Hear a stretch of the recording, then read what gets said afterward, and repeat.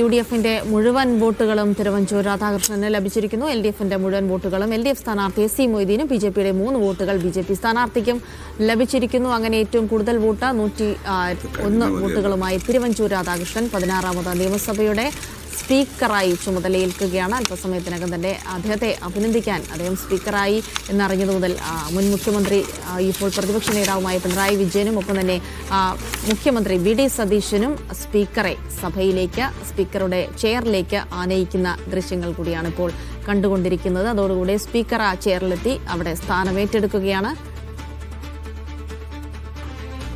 കുറച്ചധികം കാലത്തിന് ശേഷം കൂടിയാണ് ഒരു തലമുതിർന്ന നേതാവ് സ്പീക്കറായി വരുന്നത് എന്നുള്ള പ്രത്യേകത കൂടിയുണ്ട്. ഇനി വരാനിരിക്കുന്ന നാളുകൾ UDFനും LDFനും ഇടയിൽ ഒരു സമവായത്തിന്റെ സ്വരം രൂപീകരിക്കാൻ കൂടി തിരുവഞ്ചൂരിന് കഴിയുമെന്നുള്ള ആത്മവിശ്വാസം കൂടിയാണ് മുതിർന്ന നേതാവായ അദ്ദേഹത്തെ തന്നെ ഈ ചുമതല ഏൽപ്പിക്കാൻ UDF തയ്യാറായിരിക്കുന്നത് എന്നുള്ള പ്രത്യേകത കൂടിയുണ്ട്.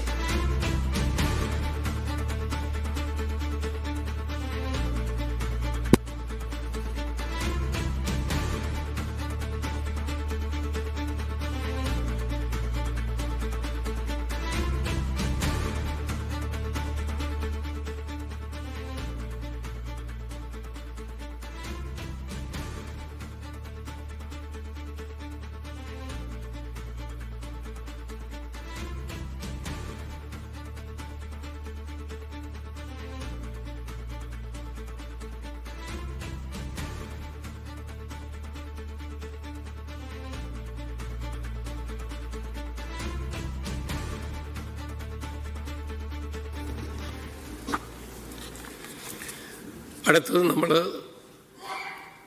നമ്മുടെ പ്രൊസീഡിങ്സിലേക്ക് പ്രവേശിക്കുകയാണ്.